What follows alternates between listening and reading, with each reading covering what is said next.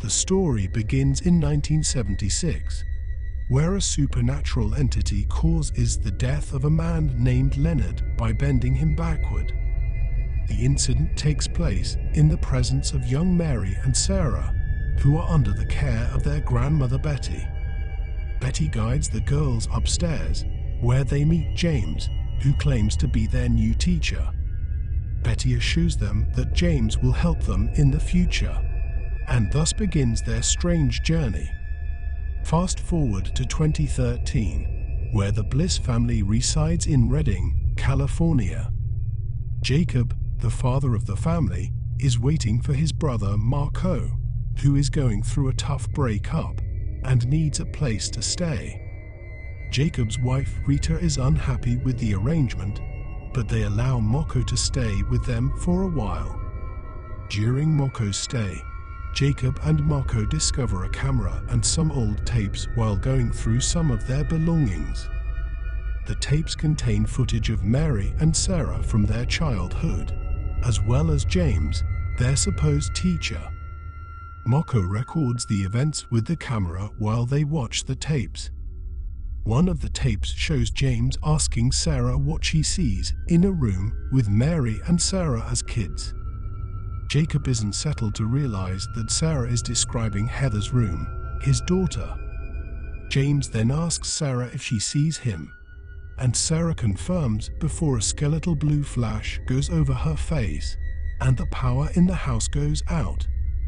This event sparks a series of strange occurrences that shake the Bliss family to its core. Heather, Jacob's daughter, starts behaving strangely after they watch the tapes.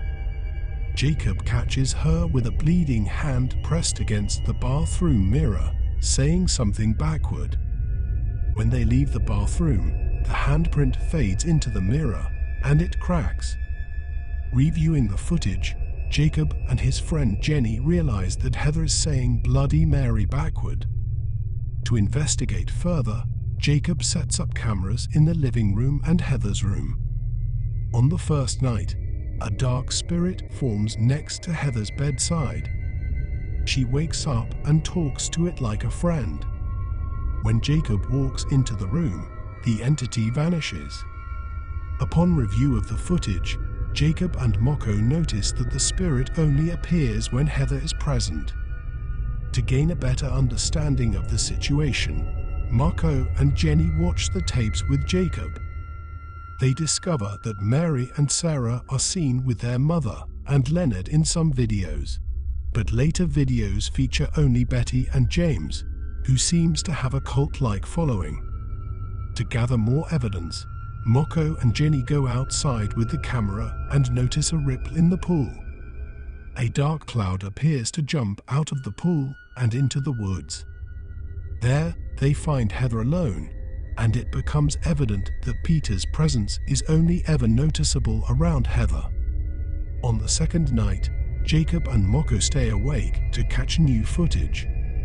Jacob goes into Heather's room and watches her sleep. From the window, an entity with a slightly noticeable demonic face appears and flies toward Jacob, frightening him. Upon reviewing the footage, they get a better look at the demon's face. Later, they discover that Heather has drawn strange symbols on her bedroom wall, similar to those Jacob found with the papers. The family's investigation leads them to believe that the spirit that has been haunting Heather is Mary, Sarah, or some other entity tied to James's teachings. The family must now find a way to rid Heather of the spirit's influence and discover the truth about James's teachings and his supposed role as the girl's teacher. The third night in the story finds Heather waking up and following Peter to the living room. There, she turns on the gas and leaves it flowing for some time until Rita comes downstairs and turns it off. Rita then sends Heather to her room, but moments later, the gas turns on by itself again. A loud thud is then heard as the angel falls off the tree, causing concern for Heather's behavior. Jacob and Rita decide to call in Father Chandler, a priest, to help with Heather's strange behavior. Chandler tries to talk to Heather, but she growls and lunges at him, throwing him to the ground. On the fourth night, Jacob and Moko watch another video from Mary and Sarah, where Sarah describes her visions that are eerily similar to the room the brothers are standing in. Heather comes in, complaining that she can't sleep, and she sneezes. Moko catches Mary and Sarah saying "bless you" in the video. The adults then start to dig deeper into the events surrounding the tapes, and the girls, discovering that James Gunn, Sarah's son, appeared in one of the videos from 1989, despite not being born until 2006, on the exact same day as Heather. Rita reads about a cult called the Midwives that uses the blood of two firstborns to bring something into the world. They also see some drawings of a creature with multiple eyes, something that Heather has made drawings of. The fifth night brings a new twist to the story, as a crack forms in the wall in Heather's room, revealing a tunnel that she climbs through and stays in for hours. The adults notice that Heather is nowhere to be found and scramble to find her. She later emerges in her room, seemingly dazed out, and says that he is going to take her away. As the adults grow increasingly worried about Heather's detachment from them, they forbid her from being friends with Peter. However, Heather refuses to listen, leading to a tense sixth night where the adults stay awake and close to Heather. Downstairs, Jacob and Moko witness Peter forming and growling menacingly through the camera. They hide in the kitchen as Peter starts shaking the house like an earthquake. The situation escalates to a point where Jacob and Rita call in Father Chandler to get rid of Peter once and for all. They prepare for a cleansing, soaking sheets in warm water and drawing a circle with a star in the middle on the floor that everyone stands in. Peter starts to shake the house like an earthquake, and the adults jump out of the circle as Peter lunges toward them, revealing his demonic face. They manage to trap him in the circle and throw sheets on him, but he rises as a tall figure and stomps toward them until Chandler speaks an incantation that supposedly vanquishes Peter.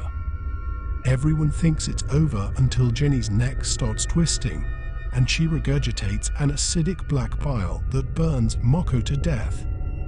Heather runs away, and her parents chase after her, but Peter puts his arm through Jacob's chest, killing him. Rita then finds the tunnel in Heather's wall and follows her through it.